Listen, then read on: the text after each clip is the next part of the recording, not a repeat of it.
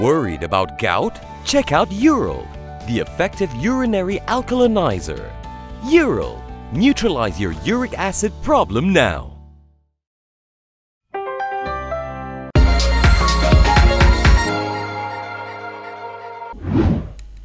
Good evening, you're watching KiniNews. How can the same people who come up with the SOPs you and I need to follow end up violating them? That's why a DAP leader has slammed the Prime Minister for saying such ministers need not resign. DAP Secretary General Lim Guan Eng has slammed the Prime Minister for defending Defence Minister Hishammuddin Hussein for violating COVID-19 protocols. Lim said Malaysians are outraged with Ismail Sabri Yaakob's ridiculous rationale that Hishammuddin need not resign because breaching COVID-19 SOPs is not a crime. The DAP leader also pointed out that Hishammuddin chairs the COVID-19 Quartet Ministers meeting, which is entrusted to urge public compliance with managing and announcing COVID-19 SOPs. Lim questioned how Hishammuddin would impress upon the public the need to follow the SOPs when he himself violates the protocols he introduced. Lim added that when a lawmaker turns into a lawbreaker, they would have to resign in any functioning democracy like countless ministers in the West. On Sunday, Health Minister Hishammuddin ordered that fines be issued to Hishammuddin, incumbent Johor Menteri Besar Hasni Mohamad and MIC President S.A. Vigneswaran in relation to a gathering at a Johor MIC event. Many have questioned AZAM Baki's credibility as MACC chief, but he claimed that the whistleblower Lalita Kunaratnam is the one who lacks it. MACC Chief Commissioner AZAM Baki has claimed that whistleblower Lalita Kunaratnam lacks credibility and is untrustworthy to be regarded as an investigative reporter. He said this through a court filing in his reply to a statement of defence against his defamation suit against her. AZAM is suing Lalita over the activist's 2 articles regarding his share ownership in publicly listed companies. According to a copy of the reply filed at the Kuala Lumpur High Court this morning, AZAM contended that Lalita's alleged untrustworthiness is seen in a statement of defence, where she disputed the address of service of court documents as being at the office of the Centre to Combat Corruption and Cronyism. In the reply, AZAM contended it made no sense why Lalita would dispute the address as being at C4's address in Petaling Jaya, when her own statement of defence stated she has an employment contract with C4. AZAM claimed that C4 themselves have come out to deny that she has anything to do with the whistleblower organisation. Previously, in a media statement, C4 contended that Lalita ceased being their employee in December 2020. If you have a corporate credit card, you probably know what you can and cannot use it for. It's a different story for the top people in Mara Corp. They've allegedly been misusing theirs. Mara Corporation corporate credit cards have allegedly been misused by its senior officials.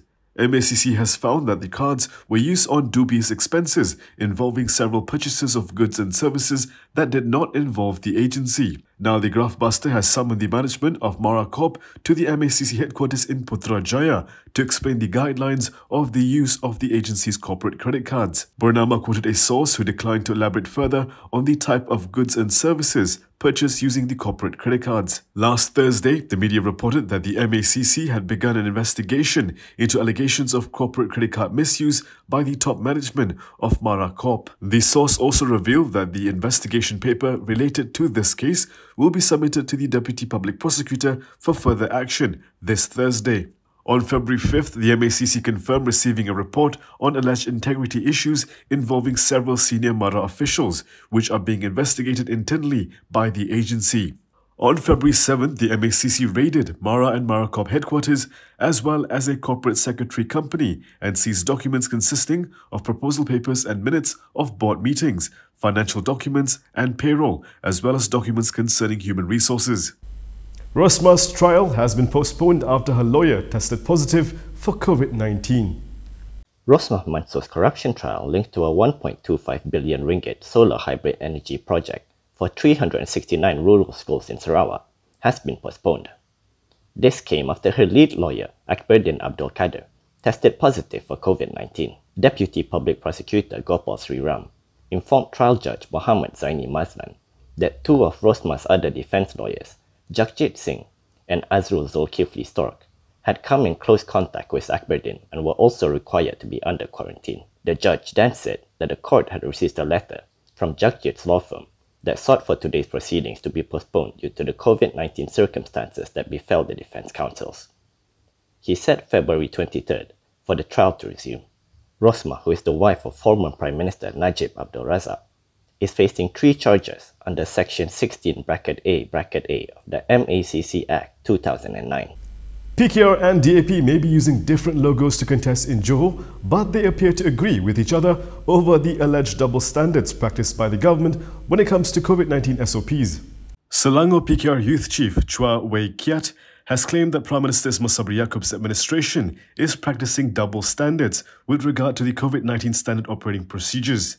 He said this after Ismail Sabri came to the defence of Senior Defence Minister Hishammuddin Hussein, who recently violated COVID-19 SOPs. In a statement today, Chua said that this was not the first time a government leader was found violating the SOP, and a mere fine would not deter them as they could have fought the compound. He added that in a situation where the COVID-19 infection is spiking, government leaders should lead the rakyat by example. Chua also called for leaders who violate COVID-19 SOPs to get heavier punishments than what the ordinary people get. He said this is especially true when it involves a leader who was put in charge of enforcing the SOP. On Sunday, a video emerged showing BN leaders including Hishammuddin wading through a sea of people, jam-packed shoulder to shoulder at the launch of Johor MIC's brigade in Kota Iskandar, Johor. Health Minister Khairi Jamaluddin later announced that he had ordered his ministry to issue fines to the leaders. When quizzed on the issue yesterday, Ismail Sabri had defended Hishammuddin, saying that he had already been issued a fine and the violation was not a crime. Dr. Mahathir Mohamad has written an open letter to the voters in Johor to reject the court cluster. Pejuang chairperson Dr. Mahathir Mohamad has called on voters in Johor not to take the state election lightly, as it will have an impact on the general elections.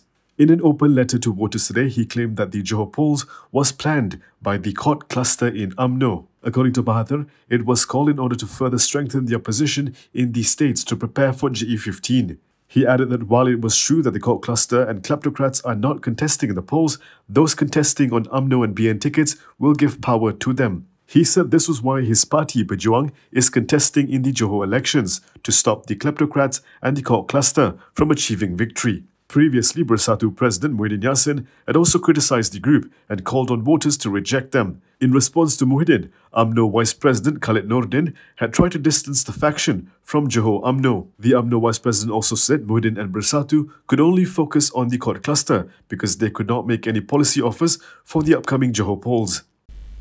Past spiritual leader has downplayed the removal of pro-Muafakat leader Khairuddin from the party's Shura Council. Past spiritual leader Hashim Jassin said that Khairuddin Aman Razali's removal from the party's Shura Council is not a big issue. He said it was like a storm in a teacup and expressed confidence that the matter would be resolved amicably. Hashim told Malaysia Kini that discussions are ongoing and he was confident that they would resolve it in a good way. When asked whether the Shura Council would seek the party president's explanation on the matter, he said an explanation had already been given. He added that the council is meeting to discuss it. Khairuddin, who is also the Kuala Nerus MP, was removed as Shura Council Secretary on February 11th. This came after he was dropped from the past Central Committee last month. Previously, past President Abdul Hadi Awang said Khairuddin's position had been nullified after the past Central Committee revoked his appointment to the Shura Council. And that is all from me today. For more stories, you can go to KiniTV.com. You can also follow us on Instagram, Twitter, YouTube and Facebook for the latest news updates. If you'd like to support independent media, do consider subscribing to MalaysiaKini.com. I'm Prasad. Thank you for watching.